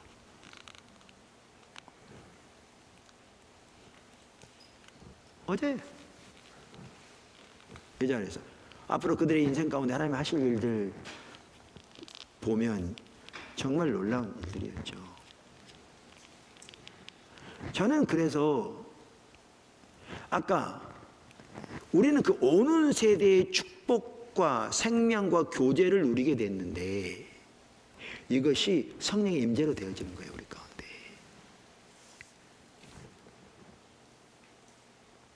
우리 가운데. 그리고 하나님의 의도하신 천향의 교회는 이런 교회예요. 그러니까 저는 뭐를 기대하냐면, 그래서 지난번에도 제가 말씀드린 대로 그거예요. 한번 우리가 여기서 기도회를 했었거든요. 제가 스케줄이 바쁘다 보니까 교회를 많이 못 섬겨요. 월급은 교회에서 받는데 성도들한테 너무 죄송해요. 사역은 외부에 주로 많이 하고 선교회 사역하고 뭐 청년 선교 사역하고 그런데 월급은 교회에서 받아요. 우리 지체들이 하나님 나라 일에 같이 이렇게 동참해서 감사하고 이게 내일이 아니잖아. 아버지 일이잖아요, 그죠? 그런데 그때 같이 기도해야 하는데 하나님 참 놀라웠게 함께 하셨어요. 근데 그 기도회 때인데 그 기도에 나온다는 얘기는 처음 예수 믿는 사람이 나온 데가 아니잖아요. 우리 지금 기도회, 특별히 기도회 그럼 뭐 아니면 고난주간 기도회 그러면 성도들 중에서도 안 나온 사람도 많고 뭐 그래도 헌신된 분들이 나오고 되게 그러잖아요. 근데 저에게 하나님 어떤 마음을 주냐면 어젯밤 똑같은 거예요. 앞에 기도하는데 예수를 근본적으로 그냥 종교 생활이 아니라 자기 하나님 앞에 얼마나 철저하게 하나님 떠난 죄인인 것이 선명히 인식돼지고 자기를 위해 십자가 돌아가신 하나님의 아들 예수 그리스도 아까 그 지식, 그 계시 그분을 발견하고 그분을 내 삶 속 구세주 주님으로 온전히 모신 내 삶을 온전히 주님의 영광을 이게 다 구원받는 믿음 속에 포함되는 거라고 확신하거든요. 그분 우리 주인이라면 주님이 요구하시는 게 간단한 게 아니거든요. 그분이 우리의 모든 삶의 주인 되기 원하시거든요. 우리가 예수를 믿음으로 고백하는 그 고백은요 간단한 게 아닙니다. 절대로. 그러니까 그 계시를 받은 자만 그렇게 할 수 있습니다. 성경에 가면 마음 눈이 열린 자, 그 눈을 열어보게 하시는. 아까 그도 나왔죠. 그래서 그렇게 주님을 영접할 사람들 이렇게 나오라고 그렇게 했으면 좋겠다는 마음이 자꾸 드는 거예요. 근데 처음에는 제가 무시한 게 지금 모이는 게 그런 데가 아니잖아요. 근데 그런 마음 반복해 주셔서 제가 그렇게 초청을 했더니 적지 않은 분들이 나오더라고요. 꽤 여러 분이. 제가 그러면서 그들도 그런 비슷한 까지 있으면서 뭐가 더 사모되냐면 우리의 예배 가운데 하나님의 강력하게 임재하셔서 이런 영혼들이 대규모로 돌아오고 자기의 죄됨이 보이고 하나님의 사랑 십자가 선명히 인식되죠. 그래서 근본적으로 살면서 돌이켜 주님이 자기 인생이 아까 어제 강의하신 대로 그 죄의 근본은 하나님이 우리의 삶에 하나님 되신 데서 떠나 하나님을 아는 것을 가치 없는 것을 여기는 것이 그래서 자기가 자기 하나님 되는 것이 죄의 근본인데 그게 타락의 핵심인데 거기서 떠나 하나님이 내 삶 속에 하나님 되시도록 하나님께 돌아와 예수 그리스도를 통해 하나님의 자녀가 되는 그렇게 돌아보면 이렇게 삶이 변화되어지고 그렇게 관계에 이런 일들이 교회 예배 가운데 놀라웠게 더욱 나타나기를 열망하는 마음이 생기더라고요.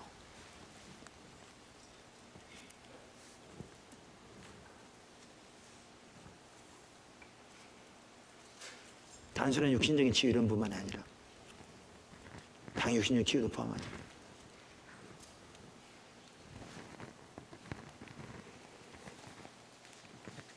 그래서 성령과 하나님의 나라 그 하나쯤이 뭐냐 말씀드린 대로 하나님 나라와 하나님의 성령의 임재가 밀접한 관계가 있습니다. 그게 학적으로 명확합니다. 성령의 임재가 하나님 나라의 임재입니다. 현시입니다. 현시.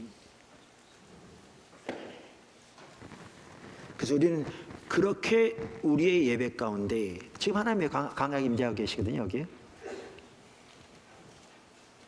제가 보기에 이기수 목사님도 이번에 집회 지난주보다 더 하나님 매우 강력하게 임재하신다 그 얘기 아까 하시더라고요. 오늘 밤에 지금 감신대인가 저기 감리교 신학대학 집회 인도하러 갔습니다. 오늘 저녁 한 타임 학생회에서 주최하는 집회 지금 설교하고 계실 겁니다. 속으로 기도해 주세요. 오늘 밤 마치고 오실 겁니다. 내일 오전 설교하시고. 그래서 하나님 나라가 그렇게 역사하는 거죠. 더욱더 놀라우게. 그 다음에 작은 세 번째, 이제 성령과 하나님 나라가 이렇게 밀접한 관계가 있는데 그 한 핵심이 뭐냐? 아까 말씀드린 대로 성령의 능력으로 되어지는 전인적인 치유죠. 성령의 능력으로 되어지는 전인적인 치유.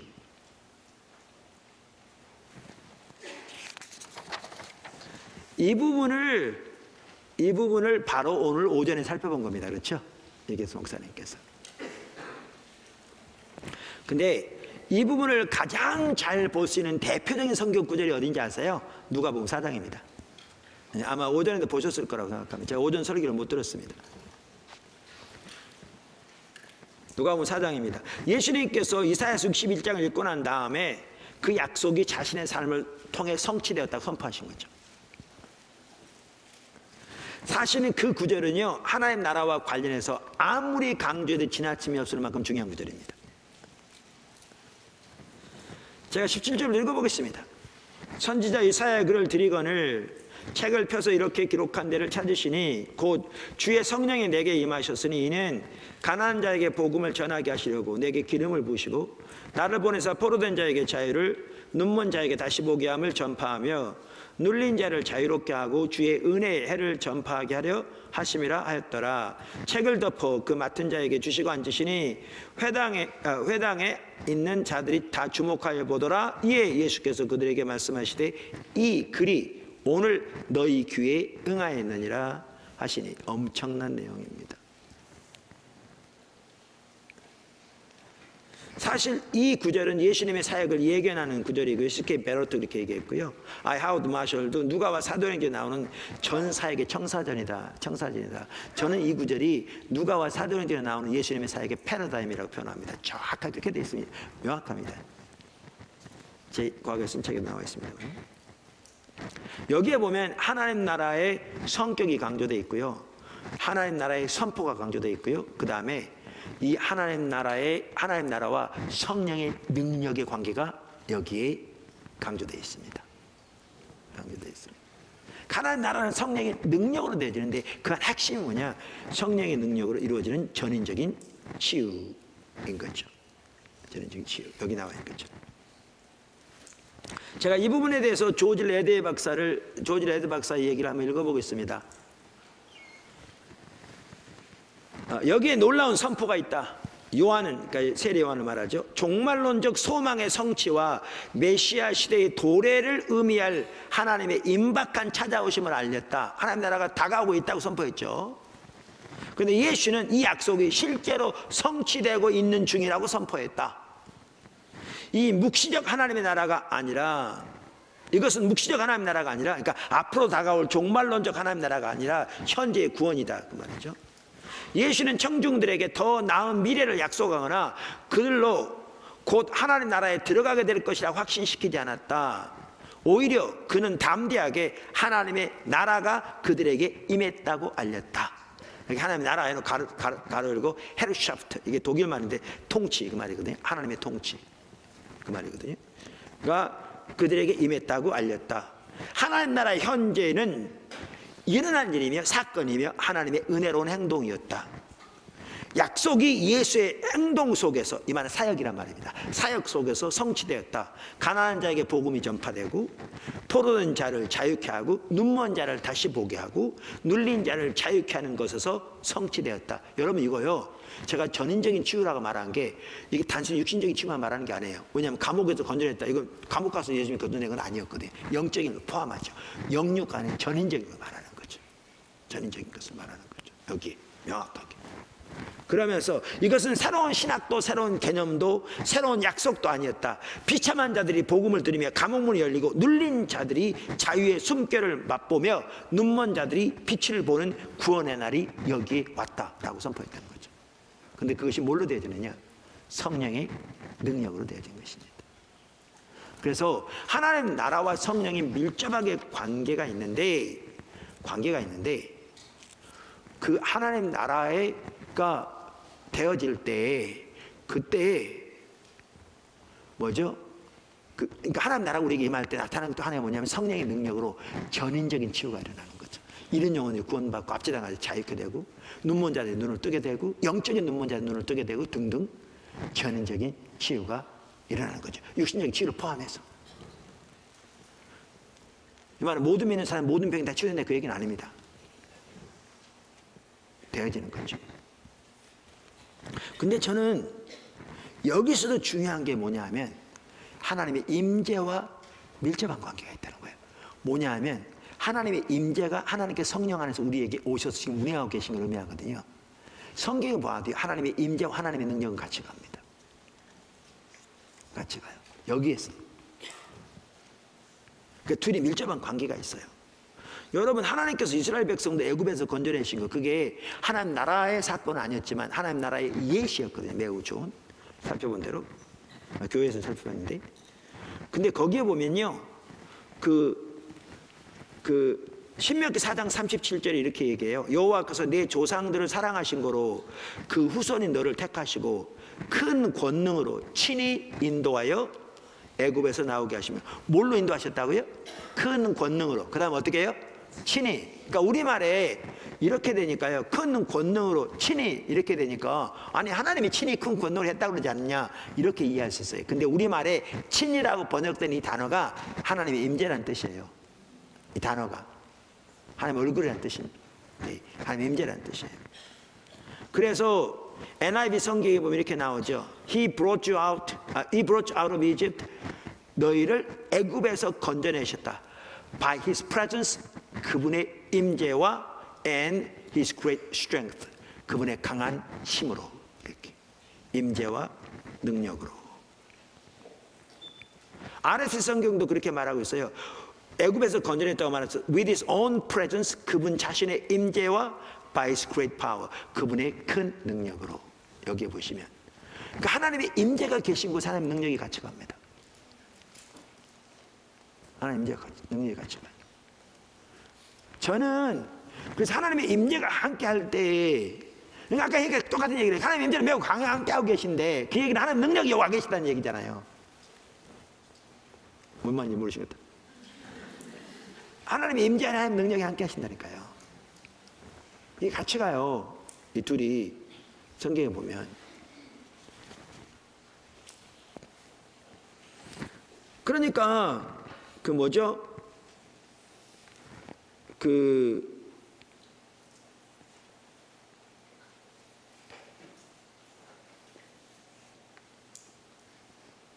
제가 이걸 먼저 얘기하고 할게요. 저기 뭐죠? 이사야서 63장에도 우리가 이거 볼 수 있는, 제가 넘어가고요. 시간이 뭐하니까. 조지 레드 박사는 이 부분을 이렇게 얘기합니다. 누가복음에서 하나님의 나라의 임재는 주로 예수님의 사역 안에서 보여진다. 예언들이 성취되었고, 억압받던 자들이 귀신들로부터 자유케 되었고, 사탄이 패배를 당했고, 가난하고 버림받은 자들에게 복음이 전파되었다. 구원이 하나님 백성들 위해 임했다. 그러나 무엇보다 이 실현된 하나님 나라의 종말론적인 차원은 성령의 오심 안에 있다. 예수님이 침례 때 혹은 세례 때 하나님의 아들로 기름 부으신 예수님의 침례 때 하나님의 아들을 기름 부으신 그분이 하나님이 또한 모든 믿는 자들에게 약속되었다. 그러니까 기름 부으신 그 성령님이 모든 사람에게 약속되었다 그 말이죠.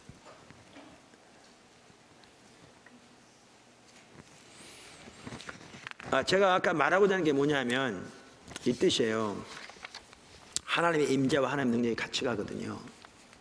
그러면 아까 말한 대로 하나님의 임재가 하나님의 능력이에요. 근데 그렇게 하나님의 임재가 함께 하실 때 가장 먼저 나타나는 것 중에 하나가 뭐냐면 우리의 마음의 눈이 열려서 하나님의 관점이 보여요. 우리 죄가 보이고 하나님의 사랑이 보이고. 그래서 부흥은 성령이 대규모로 부어지는 거거든요. 그래서 저는 하나님 나라와 부흥도 밀접한 관계가 있다고 생각해요. 누가 그 논문 한번 썼으면 좋겠어요. 혹시 아니면 저한테는 좀 소개해 주시면. 그래서 하나님의 부흥은 성령이 대규모로 부어지는 거예요. 한 지역에, 한 교회, 한 나라에. 그러니까 지금 총신대에서 조직신학을 가르치고 있는 박은규 교수, 역사신학이죠. 그분 역사신학, 그분도 하나님의 부흥에 대해서 전공한 사람이고요. 그분 부흥을 보면 평생 동안 부흥만 생각하면 가슴이 뛴다고 그렇게 말하는 분인데, 그분도 부흥을 뭐라고 전제하냐면 성령의 부어주심이라 이렇게 표현해요. 조나탄 에드워즈도 그렇게 표현했고, 로이드 존스도 그렇게 표현했고, 박용규 교수도 그래요. 왜냐하면 부흥은 성령이 대규모로 부어지는 거예요. 그래서 하나님의 임재가, 무서운 하나님의 임재가 때로는 마을을 덮치고 그래요. 그러니까 어떤 일이 일어나지 아세요? 사람들이 길을 가다가도 자기 죄가 보니까 꼬꾸라져서 죄를 회개하는 일이 일어나요. 밤새도록 죄를 회개하고요. 헤브라드 부흥 때는 사람들이 경찰서를 찾아와서 자기 죄를 자백하는 바람에 경찰서에서 내무장관하고 목은 캠벨 목사님에게 전화를 해가지고 어떻게 했으면 좋겠냐고 그랬어요. 왜냐하면 하나님의 임재가, 무서운 임재가 덮치니까 자기들의 죄가 보이는 거예요. 그래서 부흥 때마다 죄가, 회개가, 영혼들이 대규모로 돌아가는 게 그거고요. 그리고 부흥 때마다 어떤 일이냐면 놀라운 성령의 임재와 함께 우리의 마음을 열으시기 때문에 하나님의 사랑이 보이고 십자가의 능력이 보이고 자기의 죄됨이 보여요. 그러니까 부흥 때마다 많이 불려지고 많이 주어지는 찬양들이 십자가에 대한 찬양이에요. 보혈에 대한 찬양이에요. 그러니까 여러분, 보혈에 대한 찬양들이 언제 주로 많이 주어지느냐? 부흥 때 주어져요. 왜냐하면 십자가 선명히 보여지니까요. 선명히 보이니까. 그런데 이 부흥은 다른 말로 하나님의 나라가 대규모로 임한 거예요. 다시 말하면. 왜냐하면 성령을 통해 하나님의 나라가 임한 거거든요. 하나님 나라 일들이 나타나는 거죠. 하나님 나라 일들이. 그래서 이렇게 하나님의 임재가 더 강력하게 우리 가운데 임하기를 더 사모하고 더 기대하고, 그러면서 그 가운데 아까 말했던 것처럼 이런 영혼들이 근본적으로 구원받고 앞지다고 자유케 되되 영육간에 또한 전인적인 치유가 놀랍게 나타나기를 우리는 기대하는 것도 매우 중요해요. 성경대로 예수님이 하신 대로. 하신 대로. 근데 그 성령의 능력, 하나님의 능력만 하나님의 임재와 관련이 있다니까요. 구약에서부터 그랬어요. 아까 보신 대로. 사실 저는 이런 일들이 더 일어나길 원하는데, 그러니까 이건 아까 말한 육신적인 치유만을 말하는 게 아니에요. 지금 예수님이 말한 내용을 보세요. 아니에요. 그러니까 전인적인 치유라고 제가 말하는 거잖아요. 그리고 뭐죠? 존 레드 박사도 그분 책에서 그걸 분명히 말하고 있어요. 근데 그 부분은 육신적인 치유도 포함해요. 포함해요.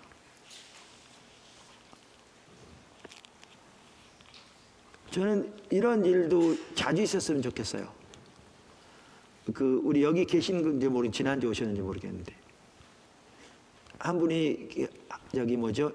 이 허리가 아파가지고요, 직장을 이렇게 쉬었어요. 근무할 수 없어가지고. 병원에 입원해 있었어요. 입원해 있는 동안에 계속 제 설교를 들었다고 그러시더라고요. 근데 송구영신 예배 때 오셨어요. 그 허리가 아프니까 이런데 오래 앉기 힘든 거예요. 왜냐, 허리 아파서 병원에 누워있고 막 이럴 정도니까. 근데 그날따라 송구영신 예배가 4시간인가 됐어요. 우리는 뭐 이게 시간이 뭐 그냥 몰라. 4시간, 뭐 5시간 막 이럴 때 있어요. 4시간인가 드렸어요. 그러는데 그분이 이제 와서 어떤 마음 각오를 가지고 왔냐 하면, 이제 죽으면 죽으리라 좀 과장되면 그렇고, 그 다음날 송구영신 예배 다음날 이제 뭐잖아요. 그 휴일이니까 내가 내일 아니면 그 다음날까지 하루 종일 누워 있더라도 오늘 예배 드리고 가야지. 그러고 이제 앉아 계셨던 거예요. 2층에 앉아 계셨을 때. 근데 그 성공영신 예배 드리고 4시간인가 설교까지 끝나고 나서 그렇게 했는데 제가 일어나라 그래요. 다.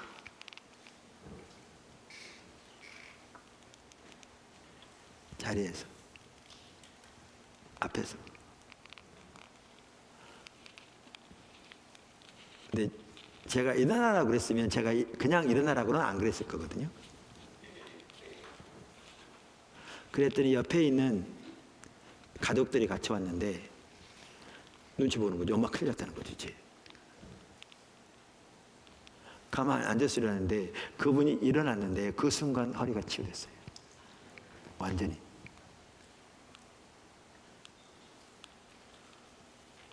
지금 멀쩡해요.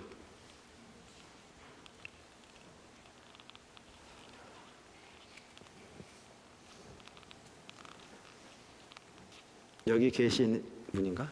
이렇게 안 계실 거예요. 어딘가. 근데 제가 실명은 말 안 할게요. 근데 다 알아요. 누군지. 우리 부목사님 중에 한 분이었는데 그분이 캐톨릭 신자였어요. 그런데 염이 있어서 간경화로 넘어가기 바로 직전이었어요. 교회는 한 번도 안 와봤어요. 근데 화요 모임인데 그분 친구가 화요 모임 분당했을 때 오래전 됐죠. 왔는데 그 다음날 수요일 날 서울에 있는 다니는 병원에서 이제 조사받게 돼 있어서 검사받게 돼 있어서 한번 와서 여기 집회 한번 와봐. 그래가지고 처음으로 교회로 온 거예요. 캐톨릭 신자인데 아주 성실하게 잘했어요. 부부가. 근데 저는 뭐 누가 아는지 모르잖아요. 이 화요일날 설교를 끝나고요 같이 기도하는데 갑자기 앞에서 어떤 사람이 소리를 막 지르더라고요. 아! 막 이러더라고요. 그래서 제가 속으로 또 그런 사람 한 사람 왔구나. 그래서 어떨 때는 그냥 막 이렇게 좀 감정적으로 그냥 막 그렇게 하는 사람도 있거든요. 근데 저는 그런 거 별로 안 좋아하거든요. 그러니까 제가 안 좋아한다고 뭐 이렇게 신경 쓰지 마세요. 근데 저는 별로 안 좋아해요. 근데 뭐 자기가 자기 감정에 치우쳐 그런 건 아무런 쓸모없는 거죠. 그리고 옆에 사람 괜히 방해하는 거죠. 그래서 앞에서 누가 막 그러길래 속으로 또 그런 사람 하나 왔구나. 그랬는데 앞에 쪽에 앉으셨더라고요. 근데 남자분이더라고요. 그래서 내가 그냥 이렇게 가서 간단히 기도해 드렸어요. 제가 기도한다고 된 게 아니고 그냥 그러길래 가서 기도해 드렸어요. 그분이 그 다음날 병원에 갔거든요. 갔는데 저는 잘 몰라요. 그 독소가 이항원인가 독소래요. 제가 듣기로는.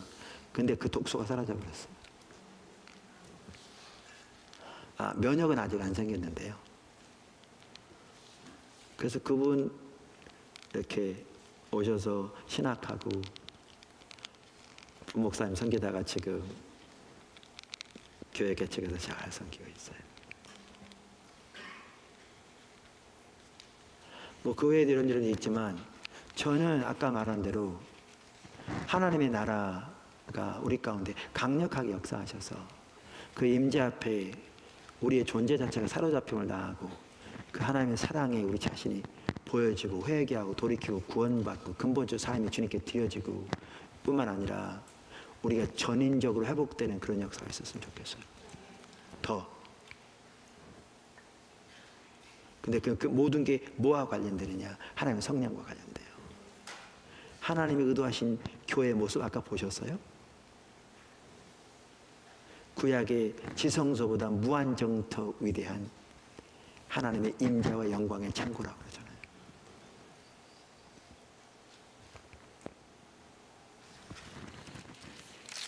네 번째, 작은 네 번째입니다. 자, 이 하나님 나라와 성령이 지금 살펴봤잖아요. 그죠? 살펴보고 있잖아요. 근데 하나님 나라 성령인데 이렇게 하나님 나라와 성령이 밀접한 관계를 가지고 있어서 하나님 나라가 성령의 임재와 성령의 능력을 통해 이렇게 놀랍게 역사하는데 중요한 게 뭐냐 하면 이 하나님 나라가 어디에 가장 많이 나타나기를 하나님 원하시는 거죠? 교회에. 아까 살펴본 그거를 보셔야 돼요.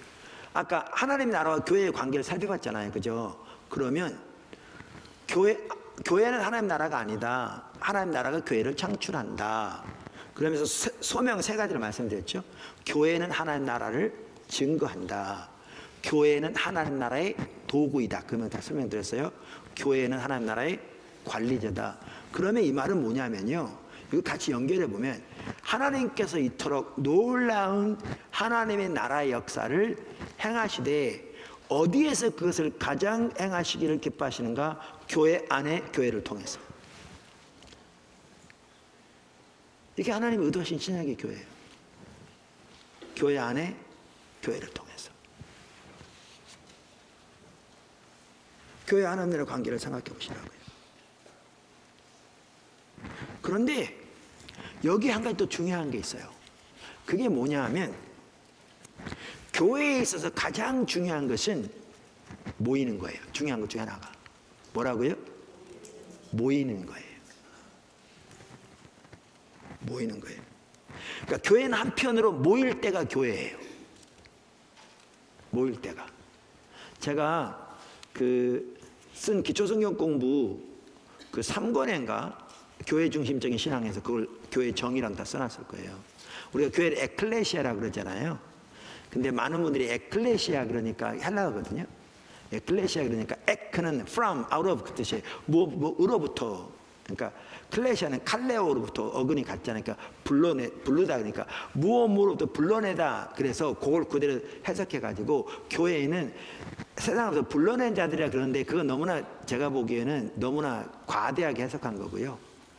원래 초대교회 당시 에클레시아란 말은 사람들의 모임이 에클레시아예요. 단체 모임이 에클레시아예요. 그냥 에클레시아예요. 그러니까 너무 그걸 쪼개가지고 해석할 게 아니고 그 당시 에클레시아는 사람들의 모임이 에클레시아예요. 초대교회 당시. 그런데 교회는 일반 사람들의 모임과는 달라요. 어떤 의미에서? 하나님의 백성의 모임이잖아요. 하나님의 백성의 모임. 그래서 제가 아까도 베이커 인사이클로피디아 오브 더 바이블 말씀드렸잖아요. 그 동일한 책에 458쪽에 보니까요, 이렇게 돼 있더라고요. 교회는 모든 다른 세속적이거나 종교적인 단체와는 달리 기독교인의 회집 모임 혹은 공동체이다.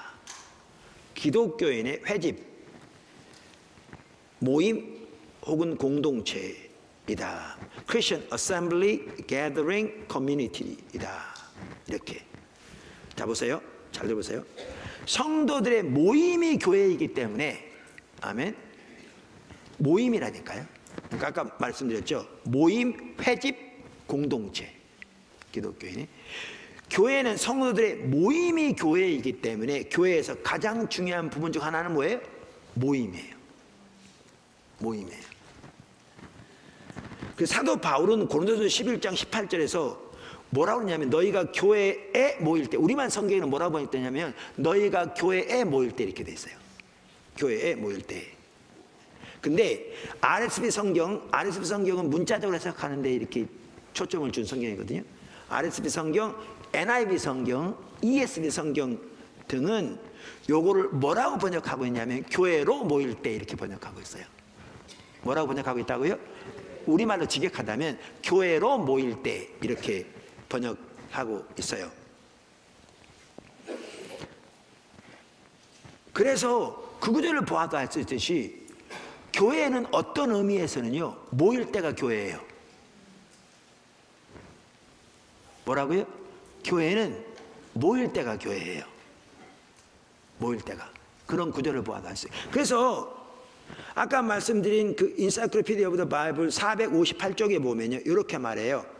너희가 교회로 혹은 교회 안에 모일 때, 아까 고린도 11장 18절 라고 말했을 때와 같이 교회 모임을 의미한다. 그러면서 이렇게 말해요. 이것은 기독교인들이 특별히 예배를 위해 모일 때에 하나님의 백성이라는 걸 의미한다. 어마어마한 내용이잖아요. 교회는 예배를 특별히 기독교인들이 예배를 위해 모일 때에 하나님의 백성이라는 것을 의미한다. 그러니까 교회는 어떻게 보면 모일 때가 교회인 거예요. 그렇기 때문에 교회에서 가장 중요한 요소 중 하나는 모임이에요. 그러니까 모임을 피하는 어떤 자들의 습관을 따르지 말고 그날에 가까운 볼수록 모이기를 더욱 힘쓰라 그랬잖아요. 근데 이거와 덧붙여서 우리가 뭘 보아야 되냐면, 성경에 보면 고린도전서에 보면 성령의 은사에 대해서 고린도서 12장 14장까지 나오잖아요. 성령의 은사에 대해서 가장 길게 가장 자세하게 다루는 성경 구절이 고린도서 12장부터 14장이거든요. 근데 고린도서 11장부터 14장까지 반복적으로 말하는 게 나오는 용어가 있어요. 반복적으로 강조된 게. 그게 뭐냐면 모일 때 교회에서 같은 의미들이에요. 그래서 고린도서 11장 4절에서 5절, 10절, 18절, 33절, 12장 28절, 14장, 19장, 23절, 26절 등에 보면 알 수 있어요. 이 말은 뭐냐 하면 성령의 은사가 강력하게 나타나고 뭐하되, 우린 당연히 환자 가서 기도해야 되고요. 길거리 전도할 때도 성령의 능력이 필요하고요. 다 필요해요. 그런데 하나님의 은사가 가장 많이 나타난 때가 언제냐? 모일 때예요. 성경에. 그리고 교회에는 어떻게 보면 모일 때가 교회예요. 예배로. 그래서 예배로 모일 때 하나님의 백성이라. 그래서 사전들이 그렇게 말하죠. 자, 사전, 심리 백과사전 이렇게 말하죠. 자, 그러면 이거를 종합해 보면 우리는 뭘 봐야 되냐면, 하나님 나라가 성령을 통해 우리 가운데 역사하고 운행하는데, 그리고 교회와 하나님 나라의 관계를 살펴보면 하나님은 교회 안에 교회를 통해서 하나님 나라를 더 확장시켜 나타내시기를 기뻐하시는데, 이것이 가장 되어지는 것이 언제냐? 모일 때. 모일 때. 그러면 저는 아까 말씀드린 대로 이걸 보시면 우리 신약의 예배가 어떠한 예배가 되어야 할지, 우리 신약의 교회가 어떠한 교회가 되어야 할지, 특히 하나님 나라와 관련해서 그게 선명해 보여요. 선명. 하나님 의도하신 교회가 어떤 교회인지. 그게 우리 가운데 이루어져야 돼요. 우리는 너무나 거기서 멀리 떠나 있어요. 일반적으로 교회 가운데. 근데 이게 회복돼야 돼요.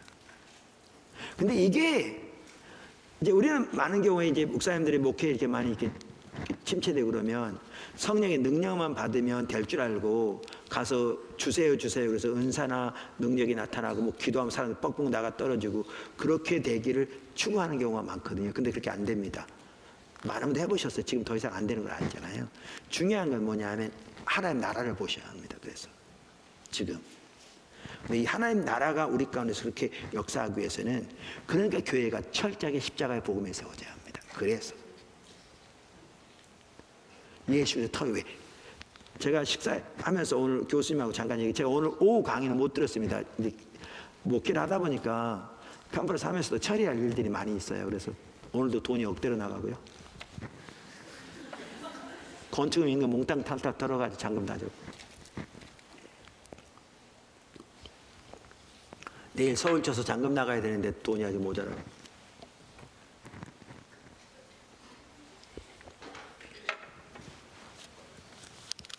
뭐 그래요. 모자라도 염려하지 마시고 기도해 주세요. 네, 잘 될 거예요.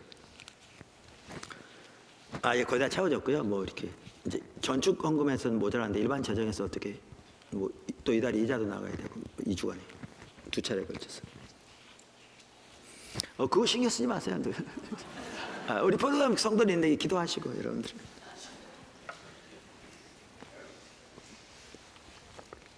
근데 그래서 오늘 못 들었는데 그분도 제가 식사하면서 얘기하니까 정확히 같은 얘기 하셨더만요. 그 부분에서는 교회의 터는 예수 그리스도라니까요. 그 말은 그 말 속에는 예수가 아버지께로 하나님께로 나와서 우리에게 의로움과 지혜와 구원함과 거룩함이 되시는 삶. 이거요 간단히 얘기해서 핵심적인 내용이거든요. 이 십자가 보고 핵심이거든요. 이게 되어지려면 예수님을 아는 것이 우리의 유일한 목표와 목적이 되는 삶. 그건 2장 이제 같이 가야 되거든요. 이 철저하게 십자가의 복음에 세워지는 것이 성령께서 교회 가운데 자유롭게 운행하시는 뭐죠? 가장 핵심입니다. 그리고 우리가 중요한 게 뭐냐면 하나님 앞에 우리의 삶이 하나님의 얼굴을 구하는 삶이 돼야 되고, 예배로 나올 때 하나님의 얼굴을 구해서 나와야 합니다. 성도들이 그것 하나님 이제 함께합니다. 그리고 거기에 덧붙여서 우리는 뭐냐, 하나님 나라에 대한 이런 이해, 하나님의 비전, 교회를 하나님의 목적, 이 현재 악한 세대에 대한 교회의 소명 깨닫고, 우리가 이러한 하나님의 은혜가 우리 가운데 더욱 강력하게 나타나기를 사모하고 갈망하고 기도하고 기대하고 나올 때 하나님 더욱더 놀랍게 역사하실 것입니다. 그리고 그분께 우리의 예배마다 주도권을 드리고, 우리가 시간을 때 이렇게 하지 않냐고, 정말 주님께 주도권을 드리고 사모하고 열망할 때 하나님은 자유롭게 역사하실 것입니다. 그런 교회가 되어야 돼요. 더 그렇게 돼야죠. 그래서 포도나무 당장 다른 교회 놔두고라도 포도나무 교회에 붙어도 더 그렇게 대한 절박한 필요가 있어서 이번에 이 부분을 살펴보는 거예요. 저 개인적으로도 이분을 더 선명하게 하나님의 말씀에 토대해서 이런 부분을 더 보고 성도들이 공유하고 그렇게 주님의 은혜를 구하고 주님의 구에 나와야 되기 때문에 살펴보는 거죠. 이게요, 보십시오. 이제 하나님 나라와 성령과 교회 보이십니까? 이게 하나님이 교회를 위하여 가지고 계신 비전입니다. 이게 하나님 나라와 관련해서 하나님이 교회에게 맡기신 소명이고요. 이게 하나님 나라가 교회 안에 교회를 통해서 강력하게 이 땅에서 확장되기를 열망하시는 것이 하나님의 뜻입니다. 그리고 그 아버지 하나님은 우리에게 그 나라를 주시길 기뻐하십니다.